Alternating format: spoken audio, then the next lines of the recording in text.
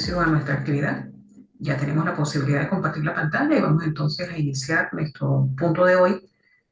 Prácticamente continuamos con el contraste entre lo que fue la evolución del pensamiento de Russell y pues nos avisoramos un poco más cerca en cuanto al tiempo para entender las razones por las cuales precisamente Russell pues tuvo ese giro bastante significativo dentro de su pensamiento filosófico y analizamos un poco también, digamos, las influencias básicas de otros que fueron sus tutores y también inclusive sus mentores. Entonces vamos a visualizar algunos elementos. Por ejemplo, en primera instancia, podemos mencionar que cuando nosotros estuvimos revisando en la oportunidad anterior nuestra unidad correspondiente, el tercer tema o la tercera unidad, pues precisamente era el contraste entre el formalismo, ¿sí?, y el intuicionismo. Y recordemos que estas tres vertientes, lo que era el intuicionismo, el logicismo y el formalismo, pues definían todas estas perspectivas filosóficas en cuanto a la generación de conocimiento matemático. Y entonces, bueno, cuando llega el formalismo, pues se responde es a la necesidad de estructurar unos elementos conceptuales bien sólidos que permitieran, a través del uso de sintaxis apropiadas, pues la explicación de todos los constructos y de todos los objetos de toda la teoría matemática que se estaba creando. Por eso algunas de las preguntas que se decían en ese momento o se planteaban era, ¿acaso la matemática no dice nada si no se plantea de un modo formal? Y entonces venía la lucha entre lo que se podía plasmar de modo formal y aquello que se plasmaba más no se veía. Y por eso pues había una lucha entre el objeto tangible y el objeto intangible.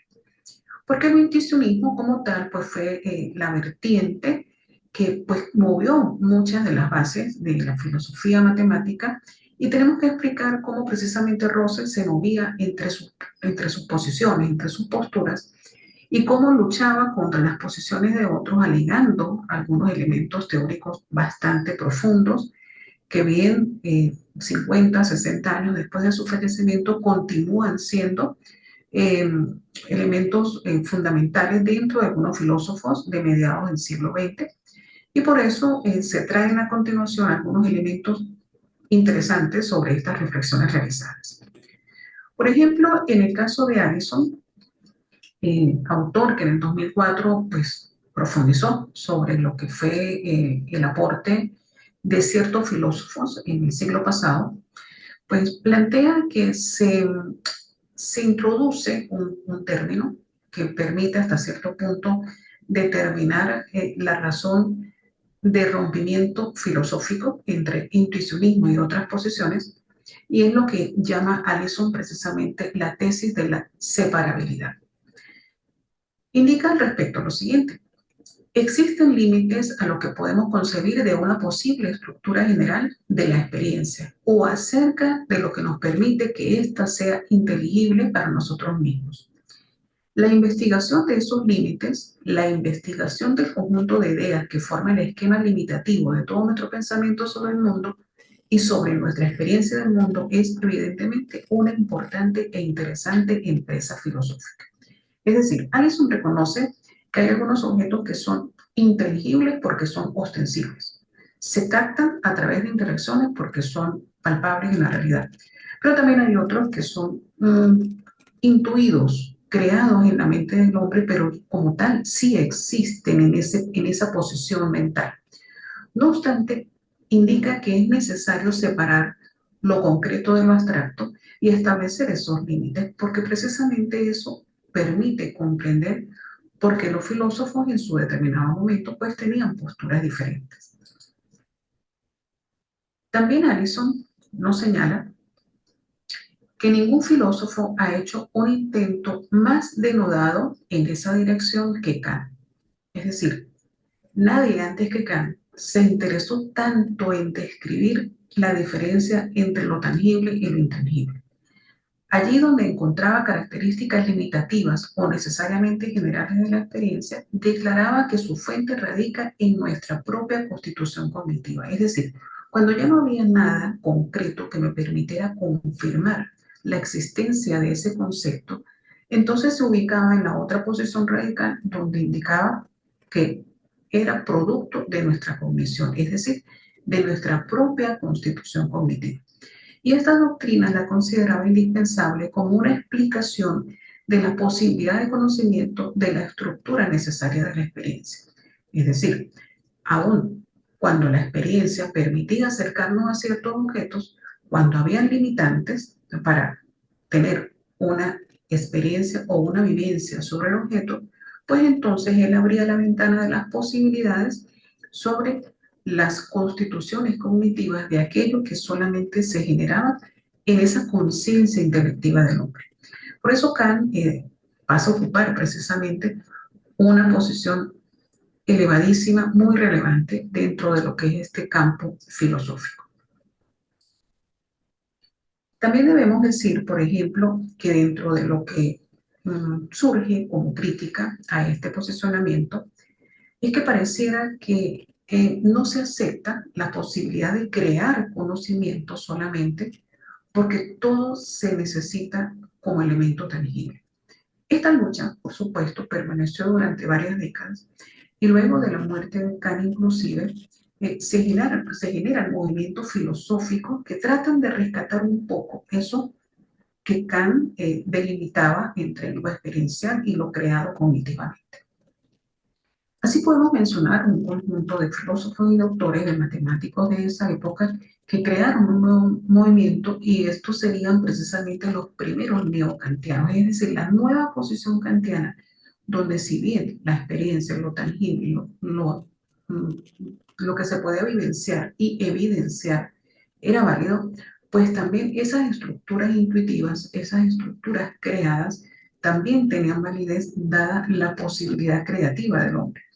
Y ese posicionamiento neocantiano buscaba recuperar algo que ellos denominaron la tradición perdida, es decir, volver a reposicionar la posibilidad de crear, no solamente de verlo como tangible, sino de crearlo en la mente.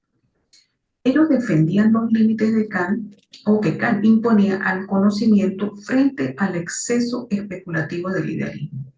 Es decir, aquí no es que todo es creado, no es que todo es una invención como tal en la mente del hombre, sino que todo tiene su lugar, todo tiene su posición y precisamente esa frontera entre lo creado y lo visible era lo que los neocantianos procuraban rescatar precisamente dentro de estas nuevas perspectivas filosóficas. Beiser, por ejemplo, en el 2014, en sus estudios, nos hace un aporte interesante sobre lo que fue este movimiento neocantiano. Indica que esta postura llegaría a ser la mayor fuerza filosófica a partir de 1870, como una respuesta a tres líneas fundamentales del desarrollo de la cultura alemana. Fue allí donde precisamente se creó ese movimiento neocantiano. Primero, el colapso del idealismo especulativo. Segundo, el debate sobre el materialismo y la misma crisis de identidad de la filosofía. Es decir, se unen esas tres vertientes para generar la posibilidad de creación de conocimiento a partir de un intuicionismo con una nueva visión, como era la que ellos estaban aportando en ese momento. También podemos preguntarnos hasta qué punto este movimiento o esta perspectiva pues asumió la posibilidad de permanecer vigente dentro de lo que fue el discurso analítico, el discurso filosófico y reflexivo sobre la generación de conocimiento matemático. Por eso, tomando en consideración a Beiser, el último autor citado, pues resulta curiosa precisamente esa supervivencia que realmente prácticamente estaba reducida al ámbito de la filosofía de las ciencias duras como tal, la matemática y de la lógica. Del logicismo, cuando el mismo Russell al final de sus días estaba convencido del error de sus planteamientos originales en este sentido.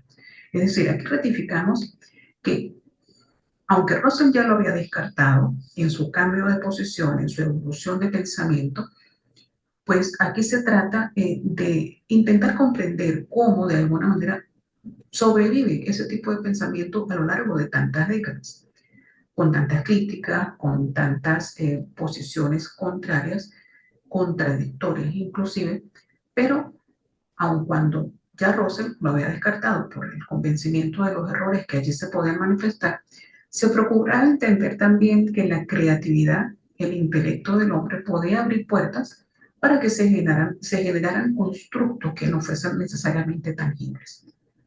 Por ejemplo, vale la pena destacar lo que nuestro autor indica previamente, y es que Bertrand Russell, al igual que otro de los filósofos muy destacados de su época, que fue Moore, quien por cierto ejerció una gran influencia sobre él, él comenzó su carrera filosófica en la línea del neocantismo psicologista. Recordemos que este neocantismo surge porque rescata el posicionamiento psicologicista. ¿Por qué? Porque Kant abre puertas a tres vertientes de pensamiento. Una de ellas era la vertiente psicologicista. Entonces, Russell precisamente, él pues plantea muchas de sus posturas, de sus posiciones sobre la creación de conceptos matemáticos justamente en esta vertiente. Y él inicia esta incursión es cuando habla de la geometría. Ahora, el punto fundamental de la obra, de la geometría que él está introduciendo en su época, consistía en determinar lo que podía preservarse de las teorías de Kant.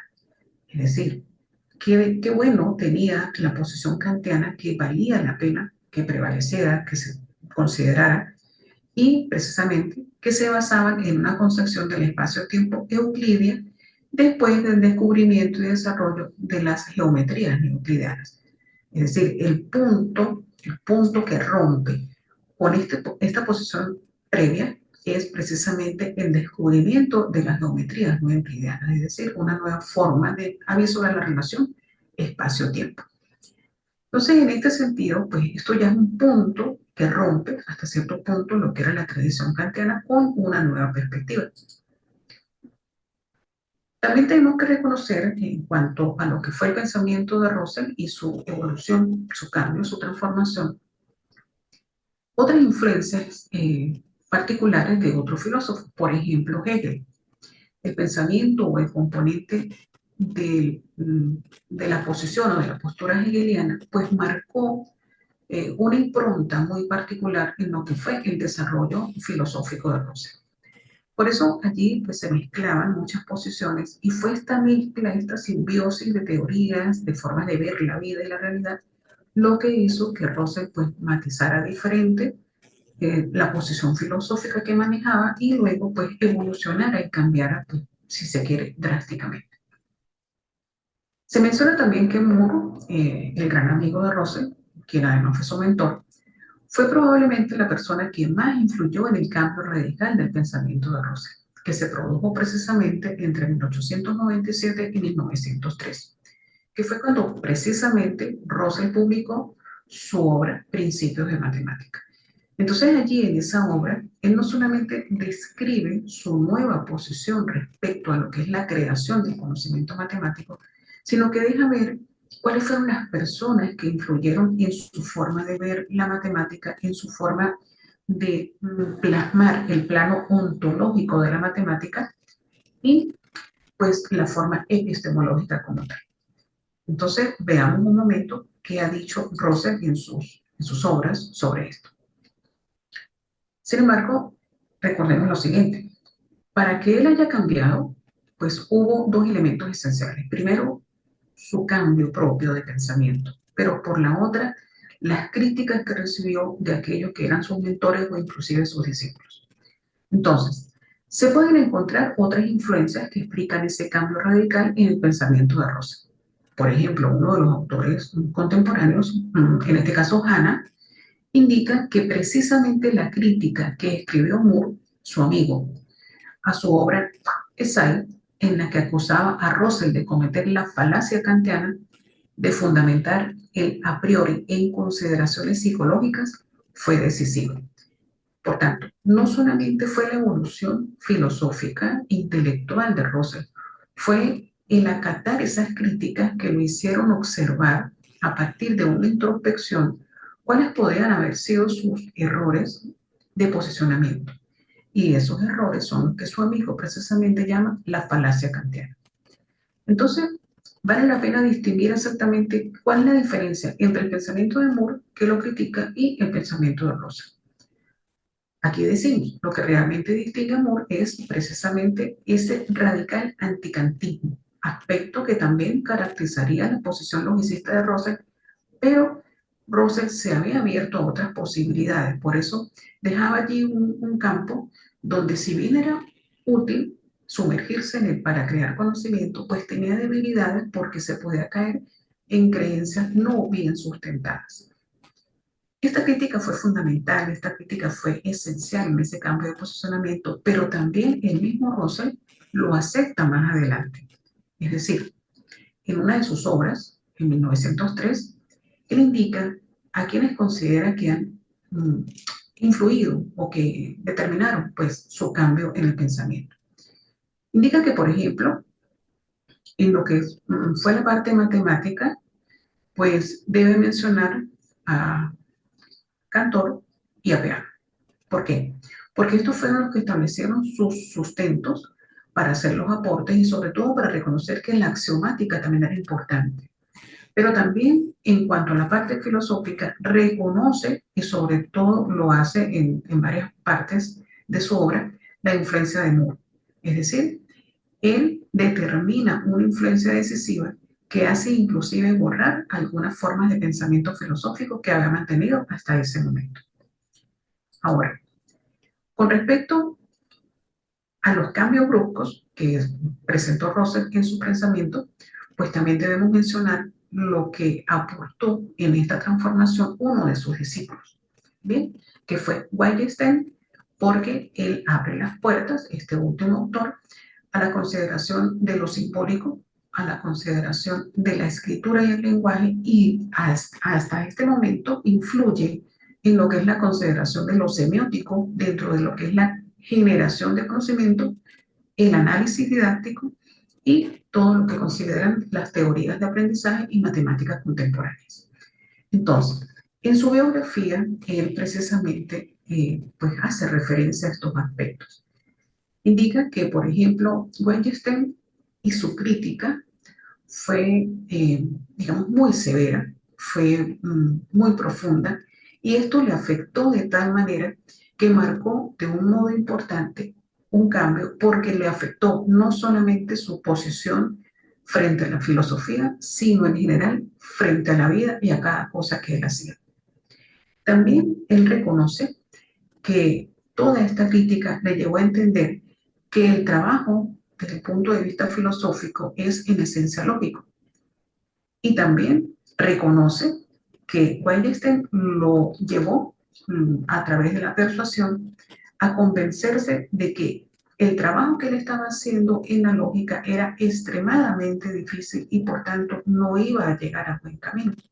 Por eso él desistió de marcarse en esa misma línea de pensamiento. Por eso dice más adelante que fue precisamente lo que le dijo a este autor, Wittgenstein, que era su discípulo, lo que marcó su cambio, más que inclusive la guerra misma en la cual se presentaba el momento histórico en el cual él estaba pues sumergido y que podía determinar precisamente un cambio en sus posiciones, en sus pensamientos filosóficos, porque pues se podían generar o bien puertas de cierre para no avanzar en el conocimiento matemático o bien puertas para generar más conocimiento. Pero reconoce en estos autores que hemos mencionado, pues las razones por las cuales su pensamiento ha cambiado. Bien, con esta breve revisión, yo quisiera consultar si ustedes han tenido la oportunidad de ya plasmar algunas ideas, algunas reflexiones en lo que constituye una de nuestras actividades, que es el ensayo. Ya observé que hay algunas informaciones en el foro. Robert, por ejemplo, ya las plasmó. Allí están las tres líneas de pensamiento que se intentan abordar en el foro. Y por cierto que ya uno pues, hizo la retroalimentación del compañero. Pero entonces esto, me gustaría saber si han avanzado en esta parte y si necesitan que les aporte algo más, algún documento adicional. ¿Cómo marchan en cuanto a esa parte, estimado Robert? ¿Lo puedo escuchar al respecto, por favor? Sí, doctora, buenos días. Bueno, la consulta sería en función a los ensayos planteados, ¿no? Tal vez existe alguna estructura de ensayo.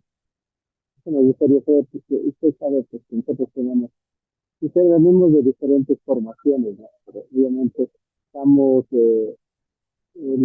con lineamientos de las normas CAPA, séptima edición. Entonces, no sé, tal vez ustedes tienen, además de lo que, las indicaciones que están ahí, tal vez existe algún requerimiento por parte suya respecto a los ensayos. Bien, en cuanto a la estructura como tal, no tenemos ninguna limitación. Ustedes son libres de la forma como quieran plasmarlos. Ustedes son libres de la forma como quieran desarrollar ese pensamiento, esa reflexión. Inclusive en algunos momentos cuando nosotros estamos pues, abordando esta lectura, que suele ser un poquito dura por la profundidad y la abstracción filosófica que se realiza, pueden presentarse inclusive interrogantes, entonces ustedes mismos pueden plantear que ante la lectura, por ejemplo, del autor tal, 2000 tanto, surgen algunas interrogantes que en mi caso pues me llevan a plantear tal situación. Entonces ustedes lo pueden escribir, no solamente es pensar y pues plasmar lo que otros han dicho, sino ustedes también pueden generarse algunas interrogantes y en ese sentido pueden pues abrir la posibilidad de o colocar la interrogante solamente o de responderse ustedes mismos ante esas interrogantes planteadas. Porque una de las preguntas que nosotros nos hacíamos era ¿por qué Russell, por ejemplo, cambió de forma tan drástica su pensamiento? No solamente eso nos daba a entender que era un hombre muy inteligente porque estaba abierto a la posibilidad de crecer, a la posibilidad de abordar la matemática y el conocimiento pues, con muchísima apertura, con muchísima flexibilidad, pero pues ya vemos hoy que hay unas influencias excesivas en estas críticas que se hacen por parte de sus compañeros, por parte de sus mentores y también de sus discípulos. Entonces, cualquier estructura que ustedes le den a este ensayo, a este escrito, pues es muy válido. Respetando, por supuesto, las normas APA en cuanto a la citación, y respetando pues todo lo que se refiere a la ubicación de las referencias o fuentes originales que ustedes manejen. Entonces, en ese sentido no hay ningún inconveniente. No sé si nuestro compañero Paul tenga alguna interrogante al respecto. Hola, doctora. No, yo no tengo interrogantes. Las dudas que tenía las acabo de responder justamente sobre la estructura que debía tener el ensayo, pero creo que está respondido. Excelente, muy bien. De todas maneras, nosotros como docentes de matemáticas, como yo les comentaba en un principio, estamos acostumbrados pues, a hacer unos planteamientos específicos desde el punto de vista procedimental, desde el punto de vista claramente operatorio. Pero algunas veces es bueno comprender por qué han surgido esos elementos. Por ejemplo, cuando nosotros estamos desarrollando aspectos de la lógica difusa, aspectos de la matemática discreta, aspectos de la lógica como tal o del álgebra, entonces procurar entender la razón de ser de eso, porque en algún momento eso pudiera ser una razón de peso para explicar su origen ante nuestros mismos estudiantes. Yo sé que esta parte filosófica como tal, pues no es digamos, el punto que subyace primordialmente en la enseñanza en nuestros contextos, pero sí es bueno que nosotros tengamos claridad respecto a las razones de esos cambios y por qué, por ejemplo, la teoría de conjuntos pasó a ser el centro de atención, pero después lo pasa a ser la lógica, y cómo luego, por ejemplo, en los aspectos contemporáneos de la didáctica de la matemática, son los aspectos semióticos los que pasan a ocupar el primer plano.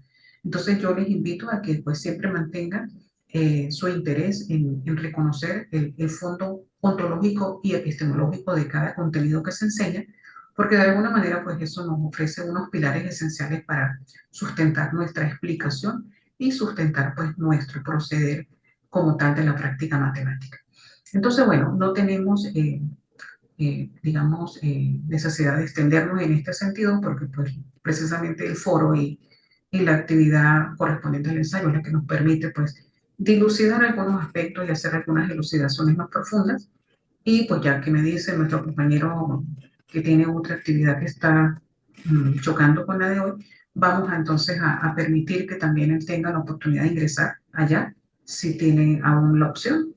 Y entonces dejaremos esto hasta acá nuestro encuentro, permitiendo entonces que cualquier duda, por favor, la planteen ustedes a nivel del foro o si no de la mensajera interna. Yo estoy atenta en caso de que requieran alguna orientación adicional.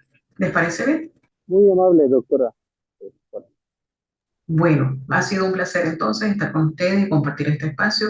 Y bueno, de mi parte, pues totalmente a la orden para seguir en estos propósitos de crecimiento académico. Que estén muy bien. Hasta luego.